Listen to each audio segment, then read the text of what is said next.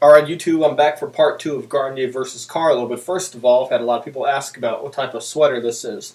This is what I'm wearing now is a 100% cashmere Kuji sweater, and if bought new, it'll cost you over $500 for the cashmere kind.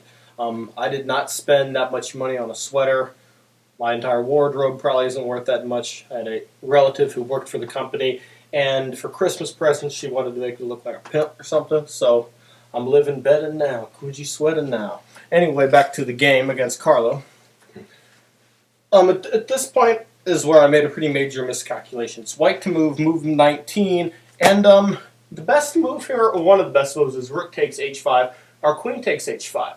And I had originally intended on playing rook takes h5 when my knight was way back on c6, but I thought that I would actually be losing after rook takes h5, bishop d4 check. Of course, king f1 loses to mate. So here, and then the king falls off the board. No, and then black plays bishop e5, and because I was being a little chicken and my nerves were getting to me, maybe I wasn't calculating that well. But either way, I thought that this would be a big deal. I thought I'd have to sacrifice the rook, but black is actually completely lost here because of the rook sacrifice. Rook takes h7, king takes h7, queen h5, king g7, knight f5, forking the king and queen, and then after the knight takes the queen, you can bring the rook into the attack. You can probably fork the king and the bishop. White would be completely winning without much of a problem. And in the analysis that Nick and I had after the game, we looked at that, and I was really frustrated that I didn't see that move because, I've lost to this guy enough. I want to win one already, and I missed the chance. Either way. So, but it was a fun game. So, anyway, let's get this position back to where it was. Rook 5, here, bishop on g7, on g3, pawn here. So, in this particular position, I really chickened out. I played rook to f3, hitting the queen. And of course, obviously, that's a rather poor move when compared to the stronger rook takes h5, but it's not a blunder. It's not like I'm going to lose the game because of it. So rook f3, the queen comes to e5, and then I play knight to f5. So the knight gets back to a strong position. He plays queen takes b2. And again, I play a move that's not quite as good. I played knight takes g7. And a better move was to play rook to b1 first, and to get my rook off this g7 a1 diagonal. But under some slight time pressure, having around 10 minutes left at this point, and maybe my nerves getting involved, I just played knight takes bishop. And there's a couple drawbacks to that. But anyway, so knight takes g7 just to hurry it along. Queen takes g7. Yeah, it was queen. Yeah, it was king, queen. Okay. Making sure it was queen. Let's check the score sheet. Queen takes g7. If I could read my own writing, this would be a lot easier. Okay, and then I just put my rook back on f5 to attack the h-pawn. So, kind of going back to where we were, but I've lost a few tempo. Or tempi, for the chess terminology people. So rook to g8, and, well, if you can't see what he's threatening here, you're an idiot. And I played queen to f1 here. And if my rook would have been on b1, I could have played queen to f3, which allows me to triple up on the f-file, which would be a little more aggressive and a little better. But because I didn't play rook to b1, I don't have that option because if queen takes a1 check, then black is winning. So queen to f1,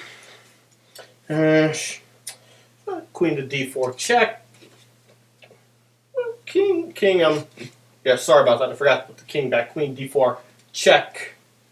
In the analysis from a couple moves ago, I moved the king over, didn't put it back, so sorry about that. But anyway, queen check, king h1, and now rook to g3. And Fritz 11 also liked putting a rook on the c file to attack the c2 pawn. So, but rook to g3, he's going to double up. I played rook d1, rook on a to g8. Sorry about the rocking board there. Rook on a g8. I played rook to d2 to guard the bishop, and he plays bishop to c8. So after I make a couple mistakes in not going with my kingside attack the right way and then not putting the rook over. Black has got a nice attack going. Black has managed to use the open G file, and I think it's really instructive the way Nick took advantage of my mistakes here, because when you're playing a good player, and especially somebody who's over 2,000 or even higher, you make one or two relatively small mistakes, like what happened in this game, and you're toast. If you're playing against 1,200, you might be able to get away with stuff like this, but it's once you get a little better, it gets really difficult. I'm not saying that we're awesome or anything, but we're all right. Anyway, so rook to g8, and bishop to c8 back there, and I took the pawn, and why not? He plays f5, and I thought this was a nice little move because it starts to pick at my center a little bit, and it's opening up some things. So it bothered me a little bit. f5, and now I'm getting in a little time for about 7 minutes left. He had about 12 minutes left, so me, Mr. Blitz player, I'm actually in time trouble. Amazing.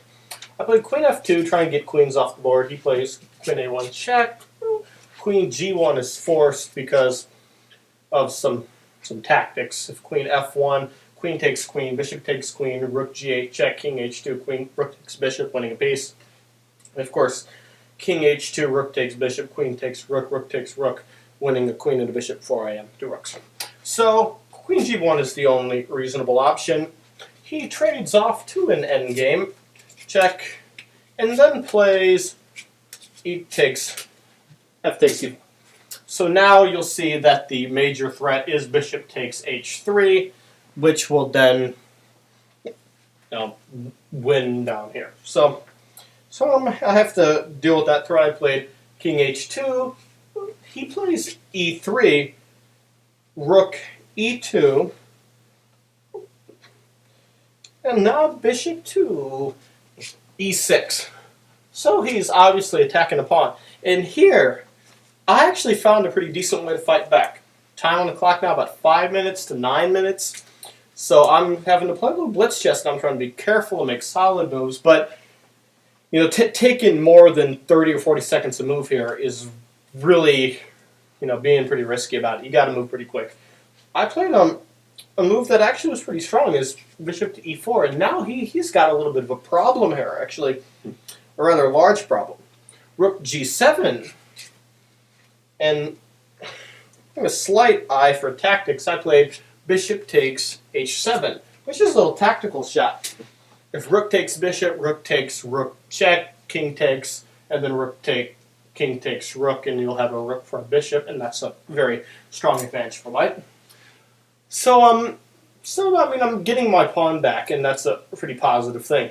Nick makes a big mistake here. This should have actually, maybe not lost him the game, but definitely given me a great game advantage, I should say. Bishop takes a2. And in the game, I failed to see this little pretty obvious winning, or not winning, but move to give me an advantage. In the game, I played c4 to just shut out the bishop, and that was a mistake. What I should have done was bishop to g6, check, discovered check. King g8, followed by king takes the rook. So the discovered check interfering with the protection, rook takes bishop, and then king to, f4. And now I'll have 2 rooks versus a rook and a bishop. And he'll have a passed a pawn, but I'll get this pawn, I can push my h pawn. This is a good position for white, and stupid idiot here named Joe didn't see it. So, okay.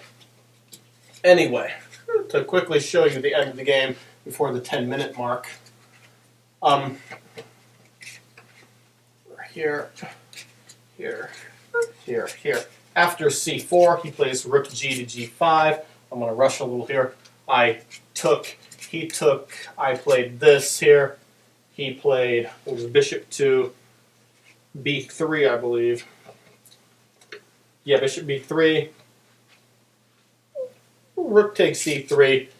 And here's where I had to stop taking notation because I was actually about 2 minutes left. Maybe I should have stopped taking notation a little sooner.